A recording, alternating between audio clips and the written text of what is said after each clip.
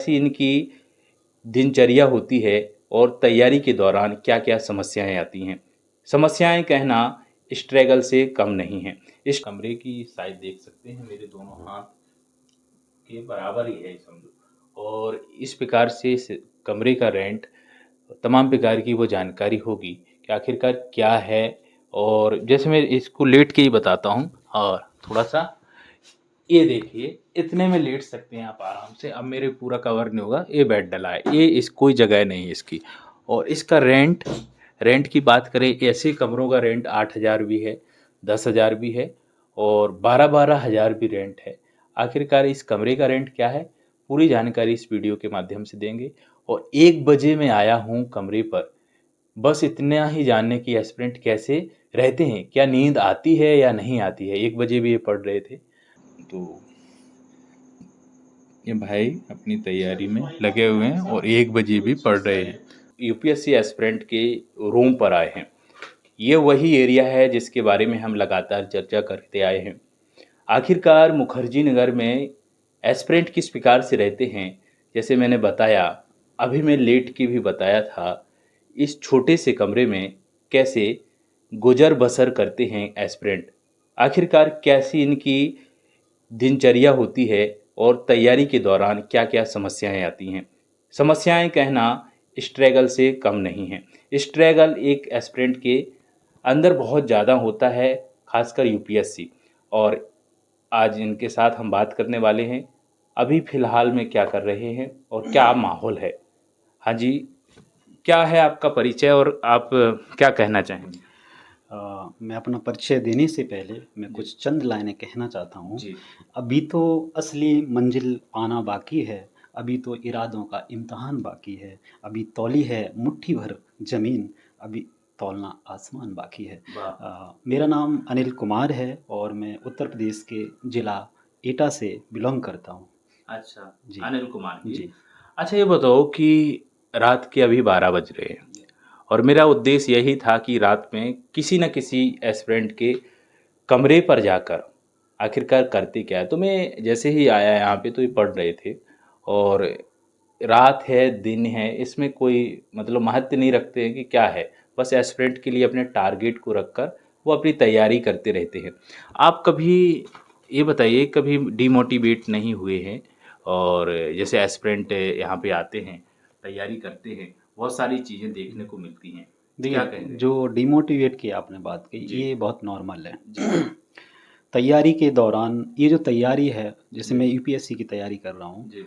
तो ये जो तैयारी है, ये तैयारी कुछ इस तरह की है कि हम्म। इसमें ये लॉन्ग टाइम प्रोसेस गेम है। इसमें जी। क्योंकि ये एक मैराथन है, जी। एक मैराथन है, जी। तो डिमोटिवेट होना बहुत स्वाभाविक है।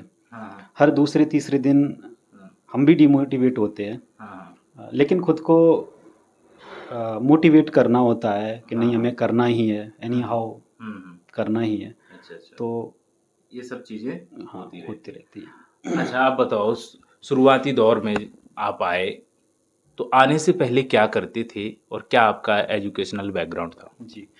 मैं ह्यूमैनिटी बैकग्राउंड से हूँ। जी। मैंने जो मास्टर्स है वो 2 सब्जेक्ट्स में किया है। जी। Masters economics in economics and masters in geography. जी। और जब मैं यूपीएससी की तैयारी में आया था यहाँ पर, जी। उससे पहले मैं टीचिंग प्रोफेशन में था। हाँ मैं कैट एस्पायरेंट्स को टीच करता था। हाँ। हाँ।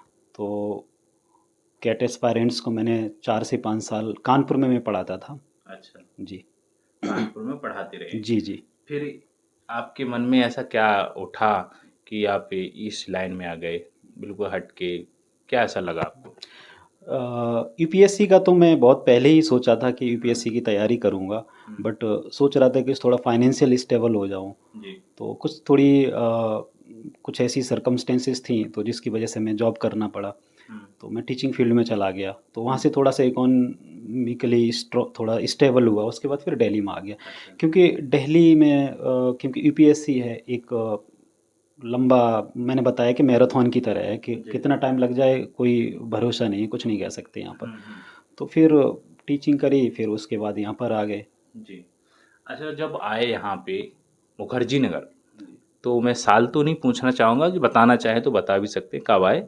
और क्या जब यहाँ का एनवायरनमेंट था मुखर्जी नगर का, और कैसा आपको फील हुआ, और किस लिए आए थे? कोचिंग के लिए आए थे पर्सनली, कि आप खुद से पढ़ने के लिए आए थे?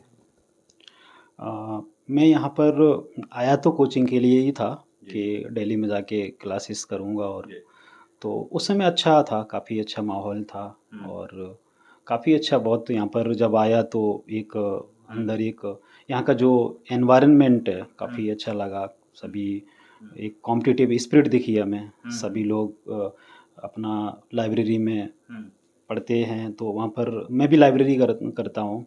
तो लाइब्रेरी में क्या है, सभी लोग पढ़ रहे होते हैं तो अपने अंदर एक स्पिरिट आती है कि सब लोग पढ़ रहे हैं तो हमें भी पढ़ना है, ठीक है। मतलब जो जैसे रूम पर कभी कभी क्या है कि कभी लोनलीनेस भी फील होता है, तो काफ़ी अच्छा एनवायरनमेंट था यहाँ पर जब आए थे आप? जी जी। तो मतलब कब आए थे आप यहाँ पे? मैं 2017 में आया था। अच्छा। और मैं जब आया था तो मैं करोल बाग में आया था एक्चुअली।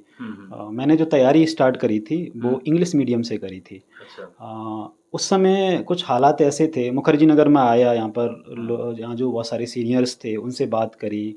और हिंदी मीडियम का जो रिजल्ट को लेके एक बच्चों के अंदर एक बहुत ज़्यादा वो थी कि नहीं, हिंदी मीडियम का तो रिजल्ट ही नहीं है।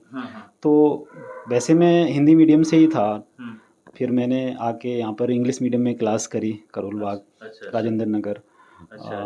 तो मतलब एक डर से कि हिंदी मीडियम का हाँ रिजल्ट ही नहीं हाँ आता है, तो आपने अपने आप में सोचा कि इंग्लिश मीडियम में जाए। जी जी जी जी जी। तो ये एक डर था, सभी के अंदर एक फियर था कि हिंदी मीडियम के साथ पता नहीं यूपीएससी जो कमीशन है वो भेदभाव कर रहा है, कुछ इस तरह की चीज़ें यहाँ पर बहुत ज़्यादा थी। और तो रिजल्ट बहुत अच्छा नहीं था हिंदी मीडियम का, बट फिर ग्रेजुअली इम्प्रूवमेंट आया। और फिर से मैं हिंदी मीडियम में खुद को, क्योंकि हिंदी मीडियम, हिंदी जो है वो मदर टंग रही है हमारी, और हिंदी मीडियम से पढ़ा भी हूँ, तो हिंदी में तो ऐसा कभी कोई इशू था ही नहीं।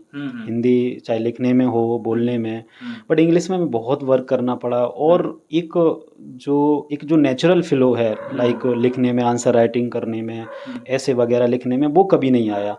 तो फिर से मैंने खुद को हिंदी मीडियम से ही फिर से प्रिपेयर करने का सोचा। तो सारी पहले जो मेरा ऑप्शनल था, सारी चीज़ें मैंने पूरा एकदम चेंज किया। ऑप्शनल भी मैंने पहले मेरा ऑप्शनल एंथ्रोपोलॉजी था। हाँ जी, एंथ्रोपोलॉजी तो काफ़ी लंबे समय तक वर्क किया। आंसर राइटिंग भी करता था, बट वो स्पीड कभी नहीं आई जो एक स्पीड आनी चाहिए। तो फिर मैंने सोचा फाइनली नहीं, हिंदी मीडियम में ही करते हैं। और फिर रियलिटी पता चली कि हिंदी मीडियम में क्यों नहीं हो रहा है एक्चुअली। हिंदी मीडियम में रिजल्ट ना आने का एक तो रीज़न ये है कि पीटी ही क्वालिफाई कम हो रहा है बच्चों का।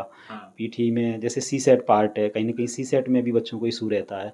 तो जब प्रीलिम्स क्वालिफाई नहीं करेंगे बच्चे हिंदी मीडियम से, तो ऑब्वियसली मेंस देने को नहीं मिल रहा है उन्हें, तो फिर फाइनल सिलेक्शन तो कम ही होगा ना। तो ये एक सबसे बड़ा प्रॉब्लम था। हम उसको उतना उस तरह एनालाइज भी नहीं कर पाए कि रियल प्रॉब्लम क्या है, क्यों हिंदी मीडियम का सिलेक्शन नहीं होता, क्योंकि बिगिनर था, उतनी समझ भी नहीं थी। हाँ, तो हाँ, शुरुआत में ये सारी चीज़ें होती हैं। तो थोड़ी लैक ऑफ गाइडेंस भी रही, ठीक है, लैक ऑफ गाइडेंस। और हिंदी को लेके एक जो परसेप्शन बना हुआ था समाज, यहाँ पर जो स्टूडेंट्स के बीच में, तो वो सारी चीज़ों की वजह से मैंने वो डिसीजन लिया था। लेकिन बढ़िया, उसका नुकसान तो नहीं हुआ, लेकिन हाँ, थोड़ा टाइम तो चला ही गया। हाँ। अच्छा, तो स्टूडेंट को क्या ध्यान देना चाहिए? बहुत सारी चीज़ें हैं, जैसे आपने बोला सबसे पहले डर रहता था कि हिंदी मीडियम का रिजल्ट नहीं आता है। उसी डर को देखते हुए आपने देखो मीडियम भी चेंज किया, तो आप क्या मैसेज देना चाहेंगे यहाँ पे, क्या कहना चाहेंगे? मैं यही कहना चाहूँगा कि आप जिस मीडियम से पढ़े हैं, आपने ग्रेजुएशन या आपकी स्कूलिंग वगैरह जिस मीडियम में हुई है, आप उसमें ही तैयारी करिए, ठीक है। मीडियम कोई बैरियर नहीं है, और मीडियम इतना मैटर नहीं करता है, ठीक है। बस थोड़ा आपको इंग्लिश वगैरह जैसे सी सेट में जो कॉम्प्रिहेंशन पार्ट है, तो उसके लिए तो उतनी तो, जब आप ग्रेजुएट हैं तो उतनी तो आती ही होती है। थोड़ा सा और करते हैं आप वर्क, बच्चे जैसे हिंदू न्यूज़पेपर वगैरह पढ़ते हैं तो वो इम्प्रूवमेंट आ जाता है। वो ग्रेजुअल प्रोसेस है, एक दिन में नहीं होता है, लेकिन हो जाता है। कोई बहुत बड़ा वो नहीं है, कोई रॉकेट साइंस नहीं है कि नहीं होगा, सब हो जाता है। करने से सब हो जाता है, मेहनत करेंगे। कहते नहीं है कि करत करत अभ्यास के जड़ मते हो तो सजान, रसरी आवत जात ते सिल पर परत निशान। तो जब मतलब रस्सी सिल पर निशान कर देती है, तो हम तो इंसान हैं, ठीक है, कुछ भी कर सकते हैं। बस जज्बा होना चाहिए और अंदर जज्बा को बरकरार रखें, वो बहुत ज़रूरी है। मोटिवेशन, ठीक है। हाँ, क्योंकि ये जो जर्नी है ना थोड़ी लंबी हो जाती है, तो अंदर से एक जोश बरकरार रखें। और ये अ, किस एक्चुअली थोड़ी सी आजकल हमने एक जो ट्रेंड देखा है, बच्चों को ये क्लैरिटी होना बहुत ज़रूरी है कि वो क्यों यूपीएससी करना चाहते हैं। क्या वो बच्चे रील्स वगैरह को देख के आ गए हैं कि आईएएस ऑफिसर्स की जो ग्रैंड एंट्री हो रही है या वो सारी चीज़ें, वो सबसे अगर बच्चे थोड़ा इन्फ्लुएंस है तो थोड़ा सा दिक्कत आ सकती है, क्योंकि वो, हाँ, वास्तव में आप समाज के लिए, सोसाइटी के लिए ये सब चीज़ें सोच के आए हैं, तो मुझे लगता है कि कर ले जाएंगे। हाँ, बिल्कुल।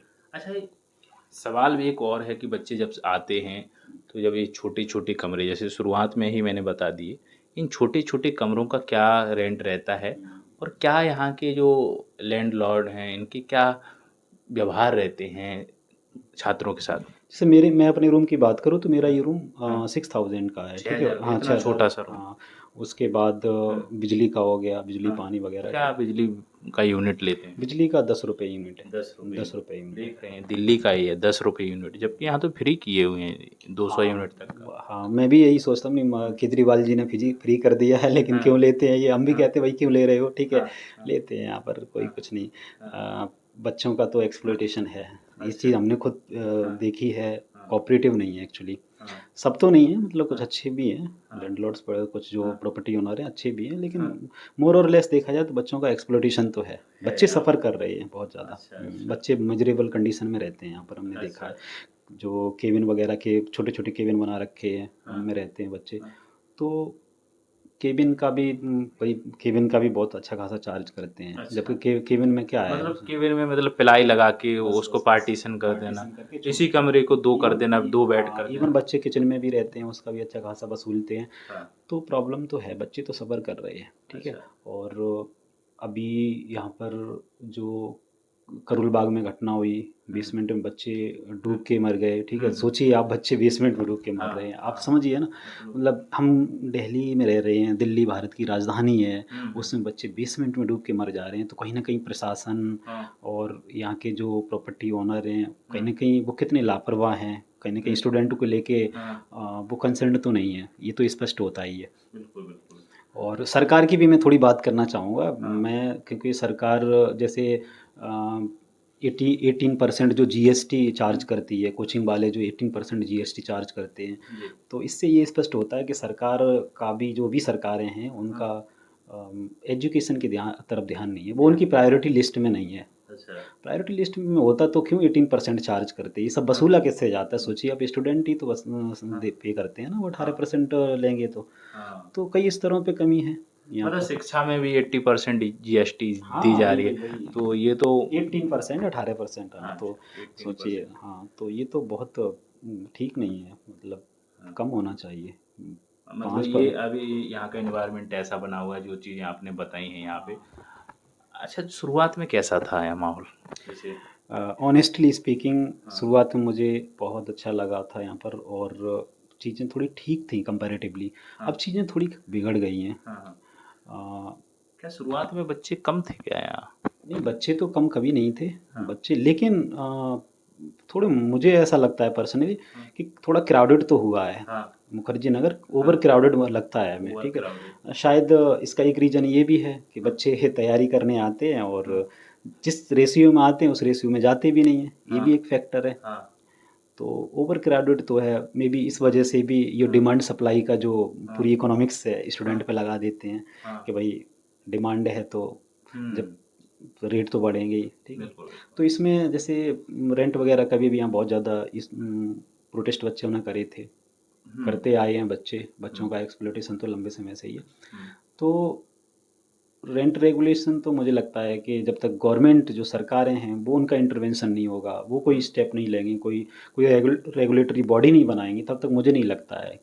अभी बच्चे जैसे नोएडा में कुछ कोचिंगें शिफ्ट हो रही हैं, कोई कहीं जा रही है, कोई कहीं, तो बच्चे भी वो शिफ्ट हो रहे हैं, नए बच्चे कम आ रहे हैं, तो उस चीज़ों को देखते हुए थोड़ा बहुत रेंट कम किया गया है यहाँ पर कुछ पर्टिकुलर। अच्छा अच्छा। हाँ, जैसे नेहरू भी आ रहे हैं यहाँ पर, वहाँ कुछ थोड़ा बहुत कम किया कम है। हुआ है। मैं आज ही एक प्रॉपर्टी डीलर से मिला था, हम्म। और मेरा एक जानने वाला था, उसको रूम शिफ्ट करना था वो नेहरू विहार में, तो उसने सोचा थोड़ा 1,000-500 रुपये कम हुआ है तो उधर ही ले लेते हैं। अच्छा अच्छा। तो मेरी प्रॉपर्टी डीलर से काफ़ी देर बात हुई, तो वो हम्म उनके अपने आर्ग्यूमेंट थे, हम्म। कह रहे थे कि ये तो टेम्पररली है, मतलब हाँ। परमानेंट थोड़ी नहीं है, अभी हमने कम कर दिया है, बच्चे आने लगेंगे और फिर तो से हम उतना ही कर देंगे, हाँ और सब यहीं आएंगे। उनका एक जो था ना, उनका जो एक कॉन्फिडेंस है हाँ, कि नहीं, मतलब सब यहीं सबको आएंगे। यहीं आना होगा, अच्छा ये। सबको यहीं आना होगा। तो हाँ मैंने कहा नहीं, तब तो शोषण बराबर रहेगा। ये हाँ। इनको, इनके अंदर ये इतना कॉन्फिडेंट हैं कि बच्चे यहाँ से जाएंगे ही नहीं, कभी कोचिंग कभी जाएंगे ही नहीं, हम्म। कोचिंग कभी नहीं जाएंगी, जो गई भी हैं वो वापस फिर आ जाएंगी। हाँ हाँ। तो फिर तो अपना मनमाना करेंगे ही ना वो। मनमाना बिल्कुल बिल्कुल, जैसे कि उनका एक कॉन्फिडेंट था कि वो तो आना ही है यहाँ पे। हाँ, यहाँ पर तो आना ही मतलब है। अभी टेम्परेरी हम ये कम कर रहे हैं किराया, इसके बाद फिर हाँ से वही होगा, हाँ, बच्चे आएंगे तो क्योंकि वही। कोई वो ऑब्लिगेटरी थोड़ी नहीं है कि जी। कोई उस गवर्नमेंट की तरफ से कोई गाइडलाइन थोड़ी हाँ। नहीं आई है कि आप इतना करिए। वो तो अच्छा इनका बच्चे कम थोड़े हुए हैं तो इन्हें लग रहा है बच्चे ना जाएं। अच्छा, रेंट का एक रेगुलेशन होना चाहिए कि भाई इतना इतना रेंट हो, रूम का क्या रेंट हो, सरकार के हाँ, लिए इसके लिए बिल्कुल काम करना चाहिए। बिल्कुल निश्चित रूप से होना चाहिए। जी। और इसमें इनके तर्क रहते हैं कि यार हम्म हमारी प्राइवेट हम्म वो है, ठीक है, प्राइवेट कोई भी हम्म निजी चीज़ों में सरकार इंटरवीन नहीं कर सकती है। ये हम्म तो बात सही है, नहीं कर सकती है, लेकिन ऐसा भी नहीं है। हम्म। ठीक है, सरकार चाहे तो कुछ भी कर सकती है जब, अच्छा। ठीक है, सरकार होती किसके लिए है? हम्म, जनता के लिए होती है, हम ही लोगों के लिए, सभी के लिए होती है। बिल्कुल तो बिल्कुल। सरकार को करना चाहिए, मुझे लगता है ये बहुत छोटा इशू नहीं है, पैन इंडिया में होना चाहिए। अच्छा अच्छा। बच्चे हर जगह सफ़र कर रहे हैं, चाहे वो दिल्ली हो कहीं भी हो, हर सही जगह बात है। बच्चों के साथ एक्सप्लोइटेशन तो होता अच्छा ही है। अच्छा, एक सवाल ये है, 2017 और जी 2024 जी काफ़ी गैप हो जाता है, जी जी जी जी। कभी कभी लगता है कि ज़्यादा समय हो गया। हाँ, निश्चित रूप से लगता है, समय तो हो गया है काफ़ी, जी। हाँ क्योंकि 2017 में आया था मैं और 24 चल रहा है, तो निश्चित रूप हाँ से टाइम हो गया है। हाँ। लेकिन ये टाइम क्यों हुआ, हम्म, ये मेरे से ज़्यादा कोई नहीं जानता होगा। हाँ हाँ ये जर्नी लंबी क्यों हुई, हाँ तो हाँ। ये चीज़ें हम्म, 2019 में जैसे मेरे साथ थोड़ा हेल्थ का इशू हो गया था, हाँ और मैं अंडर मेडिकेशन, और अभी भी मैं सच बताऊं, अभी भी मैं अंडर मेडिकेशन हूँ, पिछले अच्छा 4-5 साल हो, 5 साल से मैं अंडर मेडिकेशन हूँ। हाँ हाँ। तो ये एक सबसे बड़ा इशू हेल्थ रहा इशू है। बहुत बड़ा हेल्थ है। बहुत, हाँ, हेल्थ पर बच्चों को ध्यान रखना चाहिए, हेल्थ हाँ बहुत ज़रूरी है। हाँ। हेल्थ के साथ कोई कॉम्प्रोमाइज़ नहीं करना चाहिए। अच्छा। और होता क्या है कि हम तैयारी में आते हैं, थोड़ा हम्म सा झील तो होती ही है, हम्म नहीं करना ही है, एनी हाउ सोती भी नहीं है, हम्म। ऐसा नहीं है, सोना बहुत ज़रूरी है। हम्म, एक प्रॉपर स्लीप हाँ होनी चाहिए 6 से 7 घंटे की, हमारा ब्रेन हाँ। तभी तो ठीक से फंक्शन करेगा, और बिल्कुल बिल्कुल। उसकी जो ग्रेस्पिंग पावर जी। है, तो वो चीज़ें तभी ठीक होंगी जब हमारे हेल्थ अच्छी होगी। हेल्थ ही सही नहीं है, हम्म, तो फिर चीज़ें थोड़ा सा मुश्किल है। तो हाँ। रूटीन जो है ना, हम्म। इसको हम रूटीन कहेंगे, रूटीन ठीक होना चाहिए। रूटीन ठीक यहाँ होना बच्चे चाहिए। जैसे रातों रात पूरी पूरी रात पढ़ते हैं, हम्म। सुबह 4-4 5-5 6-6 बजे तक करते हैं, मुझे हम्म, पर्सनली लगता है ठीक नहीं है। ठीक। डे में जैसे जो मॉर्निंग गेटअप है वो जल्दी होना चाहिए। अच्छा। बच्चों का मॉर्निंग गेटअप यहाँ 1 बजे होता है, बिल्कुल। ठीक है, मेरा खुद यहाँ पर। और इसमें ये जो चीज़ें ना, जैसे ये गैजेट वगैरह हैं, हम्म। मोबाइल वगैरह, ये भी ऑप्शन इनको भी, अब जैसे कि रात में इनको थोड़ा, मुझे लगता है सोने से पहले 1-2 घंटे, 2-3 एक घंटे कम से कम पहले, 2 घंटे पहले बंद कर देना बंद चाहिए, कर क्योंकि दें। स्लीप बहुत इससे डिस्टर्ब होती है। हम्म तो स्लीप बहुत महत्वपूर्ण है। हम्म स्लीप अच्छी लेंगे हम्म तो हेल्थ अच्छी रहेगी आपकी, हम्म डाइजेस्टिव सिस्टम अच्छा रहेगा, हम्म। ठीक है। और जो मेंटल इलनेस से बच्चे सफ़र कर रहे हैं, कहीं ना कहीं ये लाइफ स्टाइल ये की वजह से भी है, वैसे तो और भी चीज़ें हैं, करियर हम्म का दबाव है, समाज का दबाव है, हम्म। ठीक अच्छा है। अच्छा, यहाँ पे मैं बात को पूछना चाहूँगा, जैसे जी समाज का दबाव और आज के युवाओं के लिए, खासकर पड़ोसियों का, समाज का, हम्म, इसका बड़ा डर सा लगा रहता है जी जाने में भी कि क्या सवाल रहेगा, क्या पूछेंगे। हम्म। तो कभी कभी आपको भी लगता होगा। ये आपने क्वेश्चन पूछ ही लिया, तो मैं आपको इसको हाँ। एक शेर के उनको, क्या है, एक शेर है कि हम्म परिंदों को मंजिल मिलेगी यकीनन, ठीक है, हम्म। परिंदों को मंजिल मिलेगी यकीनन, ये हाँ फैले हुए उनके पर बोलते हैं, हाँ अक्सर वो लोग खामोश रहते हैं जमाने में जिनके हुनर बोलते हैं, ठीक है। तो हाँ कोई बात नहीं है, हाँ। बोलने दीजिए, समाज तो बोलता ही है, ठीक है, हम्म। आप अपनी तरफ से ईमानदार रहिए और हाँ अपना ऑनेस्टली हाँ। जो अपना 100% दीजिए। जी।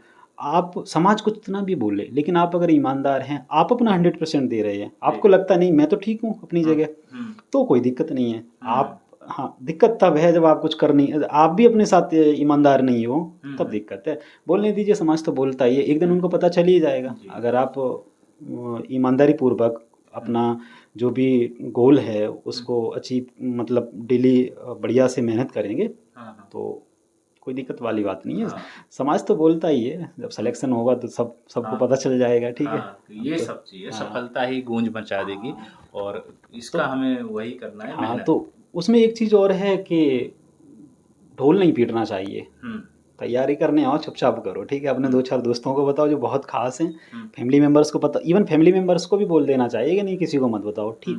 क्योंकि अननेसेसरी प्रेशर क्रिएट होता है। हुँ, गाँव, अब जैसे बच्चे गाँव जाते हैं, हुँ, हुँ, मैं खुद मैं अपनी बात करता हूँ, मैं अब तो हुँ, मेरे से कोई नहीं बोलता, उन्हें लगता है नहीं अब तो इसको टाइम बहुत हो गया है, हाँ, अब तो मुश्किल है, ठीक है। हाँ, तो मैं भी बोल दिया हूँ कि मैं छोड़ दिया सब, ठीक है, हाँ, नहीं हाँ, बस कहीं पढ़ा वढ़ा लेता हूँ और अपना हाँ, काम चल रहा है जैसे भी। अच्छा, अच्छा, तो अब क्वेश्चन उतने नहीं करते हैं, हाँ। लेकिन पहले हमसे तो बहुत क्वेश्चन करते थे। उम्मीद पहले शुरुआत में 1-2 साल रहती है, इसके बाद उनकी उम्मीद टूट गई है, उन्हें लग रहा है कि अब नहीं करता है। लेकिन हाँ, मैं अपनी बात करूँ तो मेरे केस में जैसे हमारे गांव वाले हैं, वो कहीं ना कहीं उनको एक्सपेक्टेशन है हमसे, क्योंकि मैं थ्रू आउट ठीक रहा पढ़ने में, स्कूलिंग भी अच्छी से अच्छी जगह हुई, और कैट वगैरह क्लियर किया, तो उनको एक होप रही है, और भी कई एग्जाम्स मैंने क्लियर करे, ठीक है। तो उनको एक होप है कि नहीं, ये बनेगा एक दिन, आईएएस ऑफिसर बनेगा, तो गांव का भी नाम होगा, ठीक है, उनको उम्मीद है दरअसल, ठीक है। लेकिन वो रियल सिचुएशन नहीं समझ पाते हैं कि ये क्यों नहीं हो रहा है इसका, ये चीज़ें थोड़ा नहीं समझ पाते। उनको कभी कभी फिर जब ज़्यादा लंबा टाइम हो जाता है तो उनको लगता नहीं, पड़ता ही नहीं होगा, ठीक है, ये कुछ गलत डायरेक्शन या गलत उस पर चला गया होगा, ठीक है। तो वो नहीं समझ पाते हैं, और वो बेचारे नहीं भी समझ पाएंगे, वो समझेंगे तभी जब सिलेक्शन होगा। सिलेक्शन तो होगा, भैया उसका जवाब सिलेक्शन ही है। सिलेक्शन ही है, और कोई जवाब नहीं है, चुप रहो, ठीक है, बिल्कुल, वो चीज़ बिल्कुल। है। अच्छा, ये बताओ कि अब ये इतनी सब चीज़ें होने के बाद जी जी जी। अभी क्या रूटीन रहता है और कैसे आप इसको जैसे अभी मैनेज? तो ये कोशिश करता हूँ कि मेरा जो नाइट में जल्दी सो जाऊँ, लोग एट द मैक्स 10 से 11 के बीच में, और सुबह में 5 से 6 का सोचता हूँ, 5 से 6 उठ जाऊँ, ठीक है। तो मेरा यही अभी फ़िलहाल है। पहले मेरा बहुत ज़्यादा गंदा हो गया था, मैं रात में नींद ही नहीं आती थी, मैं स्लीप साइकिल बहुत डिस्टर्ब हो गई थी मेरी। तो बहुत, अभी जैसे ये वाला मैंने प्रीलिम्स दिया था, तो मैं पूरी रात नींद नहीं आई थी हमें, क्योंकि अच्छा, क्योंकि लंबे समय से मैं रात में सो ही नहीं रहा था। अच्छा। तो रात में तो फिर अचानक से एकदम तो एग्ज़ाम के टाइम नहीं होगा ना, तो चेंज, तो पूरी रात ही नींद नहीं आई, हुँ, तो फिर उसका एग्ज़ाम पे भी असर पड़ता है। हुँ, तो अभी तो मैंने ठीक कर लिया है, सुबह हुँ, उठता हूँ 5 बजे, थोड़ा हल्की फुल्की एक्सरसाइज कर लेता हूँ, योगा वगैरह कर लेता हूँ, रूम पे पढ़ लेता हूँ, फिर जब यहाँ मन नहीं लगता है तो लाइब्रेरी चला जाता हूँ, अच्छा, अच्छा। पूजा पूजा भी कर लेता हूँ थोड़ी बहुत। अच्छा, अभी लाइब्रेरी की बात की, लाइब्रेरियाँ अभी ओपन हैं? जैसे सारी मुखर्जी लाइब्रेरी, मुखर्जी नगर में सील का प्रोसेस चल रहा है और लगातार बच्चे देख भी रहे हैं, तो अभी लाइब्रेरियाँ चलती हैं क्या? कुछ लाइब्रेरी ओपन है, वैसे तो लंबे समय से 1-2 महीने से बंद ही चल रही हैं, जब से प्रोटेस्ट वगैरह हुआ है, सीलिंग स्टार्ट हुई, तो सारी लाइब्रेरी वगैरह बंद कर दी। पता है, यहाँ पर, यहाँ जो एमसीडी वगैरह है ना, कहीं ना कहीं ये बहुत, मुझे तो बहुत करप्ट, बहुत करप्ट है सच बताऊँ तो। पुलिस डिपार्टमेंट भी वैसा ही है, इनको तो बस भैया के पैसा दो तो खुलेगी लाइब्रेरी, पैसा नहीं है जो दे पे करेगा वो नहीं। उनकी इवन लाइब्रेरी इवन खुल इवन सकते मैं हैं। बता रहा हूँ, वेंडर जो है ना, यहाँ पर वेंडर हैं बेचारे जो काम करते हैं, चाय वगैरह वो सब छोटा मोटा, उनसे भी पैसा वसूला जाता है, अच्छा। सबका एक्सप्लॉइटेशन है। हाँ, तो वो पड़ता स्टूडेंट पर ही है। हुँ, अब जो बुक स्टॉल वाले हैं, जो बुक्स किताबें वगैरह बेचते हैं, उनके रेंट 1-1 लाख रुपए हैं, आप भी देखा होगा मुखर्जी नगर में। अब कोई 1 लाख रुपए, 80 हज़ार रुपये अगर रेंट पे करेगा, तो वो किस से वो बसे लेगा, उनका तो स्टूडेंट ही तो है, कंज्यूमर लास्ट जो है उपभोक्ता है, ठीक है। हाँ, हाँ। तो हमसे ही वसूला तो जाता है वो भी स्टूडेंट। बेबस हैं इन हर, चीज़ों से। हाँ, हर चीज़, अब रेडी वाले भी पैसे पे करते हैं, जो हुँ, क्या कहते हैं, पुलिस वाले सब, ये मतलब देते हैं वो देते भी। हैं, तो वो हाँ, फिर अब वही इस तरह वो देंगे तो फिर बच्चों से निकलेगा। अब मेस वगैरह जो चल रहे हैं, तो उनकी हाँ, क्वालिटी कॉम्प्रोमाइज़ होती है, फूड की अच्छा, क्वालिटी कॉम्प्रोमाइज़ होती है। हाँ। तो वो सारी चीज़ें अच्छा, तो बहुत, फूड सेफ्टी वाले भी ये। फूड का तो ये हाँ, कंसर्न है यहाँ पर, हाँ, फूडिंग की बहुत इशू है, फूडिंग। हाँ, अभी मेरे कल ही मेरे एक स्टूडेंट को हाँ, काफ़ी इशू हुआ, फूड पॉइजनिंग वगैरह हुई, तो उसको हॉस्पिटल लेकर गए। अच्छा, तो फूडिंग का बहुत बड़ा इशू है, अच्छा, अच्छा। एथिक्स नहीं है एक्चुअली लोगों के अंदर, हुँ, ठीक है। वो सब क्या है कि उपभोक्तावादी जो कल्चर है ना, हुँ, हुँ, कंज्यूमरिज्म बोलेंगे जिसे, वो बहुत ज़्यादा बढ़ रहा है। हुँ, लोग क्या बोलते हैं, ह्यूमैनिटी नाम की चीज़ नहीं रही है आज के समय में, अच्छा, बस अच्छा। अंधी दौड़ में है कि हाँ, कैसे भी पैसा आना चाहिए, पैसा एनी हाउ पैसा। इंसान को इंसान ना इंसान को समझा जाए। इंसान नहीं, बिल्कुल नहीं, बिल्कुल नहीं, अच्छा, कोई ह्यूमैनिटी नहीं रही है लोगों के अंदर। ये एक गंभीर समस्या है। अच्छा, ये सब देखने को मिलती है। हाँ, ये सब मतलब आपके लिए जब खाना दिया जाता है तो मेन उद्देश्य रहता है पैसा आना चाहिए, खाना की क्वालिटी पे विशेष ध्यान नहीं दिया खाने की जाता। क्वालिटी के साथ कॉम्प्रोमाइज़ होता है बहुत ज़्यादा। तो इसमें तो मैं तो यही कहूँगा, जो भी स्टूडेंट है आईएएस की तैयारी करने आ रहे हैं या कोई भी यहाँ पर जो भी तैयारी करते हैं, वो खाना अगर हो सके तो खुद बना लो, ठीक है? खुद ही बनाओ, कुकिंग करो, वो ज़्यादा बेटर है। ठीक है? डेली नहीं बना सकते हो तो वीक में कम से कम 2-3 बार तो बना ही लो, अच्छा, वो अच्छा। बहुत ज़रूरी है, अच्छा, क्योंकि तो न्यूट्रिशियस फूड नहीं मिलेगा ना तो फिर आपके ब्रेन कैसे काम करेगा? सारा मामला तो न्यूट्रिशन का है ना। बिल्कुल, बिल्कुल। आपका न्यूट्रिशन ठीक नहीं हुआ तो आपका डाइजेस्टिव सिस्टम काम नहीं करेगा, आपके बॉडी के ऑर्गन्स ठीक से फंक्शन नहीं करेंगे, हाँ। तो फिर हुँ। न्यूट्रिशन तो हो जाता है। और एक्सरसाइज वगैरह मैंने बताई पहले, अपना रूटीन वगैरह अच्छा रखो, सुबह अच्छा, उठो खाने जल्दी। का कैसा रहता है? आप बनाते हैं कि बाहरी? मैंने आपको बताया जैसे मैं अंडर मेडिकेशन हूँ, ठीक है? मैं खाना ना पहले बनाता था तो, लेकिन मुझे क्या है, मेरे दर्द होने लगता है सिर में। मैं खाना बनाता हूँ तो मेरे सिर दर्द होता है, तो मैं खाना अभी तो नहीं बना रहा हूँ, लेकिन कभी कभी बना भी लेता हूँ, कुछ अच्छा। बनाना हो थोड़ा। हाँ। और बाहर खा लेते हैं, बना भी लेते हैं, मतलब ऐसे दोनों दोनों चलता है। हाँ जब अभी मन मैंने हुआ तो घर हाँ पे जो खाना है तो वो खा सकते बिल्कुल हैं। बिल्कुल हाँ। अच्छा। अच्छा, ये बताओ कि एस्पिरेंट को क्या मैसेज देना चाहोगे? क्या आपके अंदर से कुछ चीज़ें ऐसी उठ रही हैं कि वाक़ई में क्या कमी रही और क्या-क्या विशेष ध्यान देना चाहिए?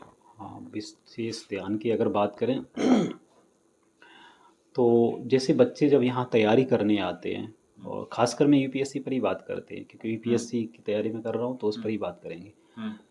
तो जब भी तैयारी में बच्चे जैसे यूपीएससी की तैयारी के लिए आते हैं, तो ये चीज़ का विशेष ध्यान रखना है कि हमें तैयारी किस तरह करनी है, क्या पढ़ना है, क्या छोड़ना है, ठीक है? ये बहुत महत्वपूर्ण है, ठीक है? तो मैं इसमें आपको आपके माध्यम से बताना चाहता हूँ कि सबसे पहले तैयारी, यूपीएससी की तैयारी करने से पहले या ये स्टार्ट जैसे ही करते हैं तो एक यूपीएससी का सिलेबस ज़रूर देखें, सिलेबस देखें, और प्रीवियस ईयर के क्वेश्चन वगैरह ज़रूर देखें। प्रीवियस ईयर के क्वेश्चन को जब देखेंगे तो उससे पता चलेगा कि यूपीएससी की डिमांड क्या है। बच्चे क्या है कि बच्चे तैयारी करते रहते हैं, मल्टीपल बुक्स पढ़ते हैं, वो सब नहीं होना चाहिए। एक बार स्टैंडर्ड बुक्स को ले लो, जैसे मैं जैसे एनसीईआरटी हो गया, एनसीईआरटी तो पढ़ना ही है, पढ़ना भी चाहिए। उससे क्या है कि भाषा शैली भी अच्छी होती है, और यूपीएससी भी प्रीलिम्स में यूपी एनसीईआरटी से क्वेश्चन डायरेक्ट पूछता है वहाँ से।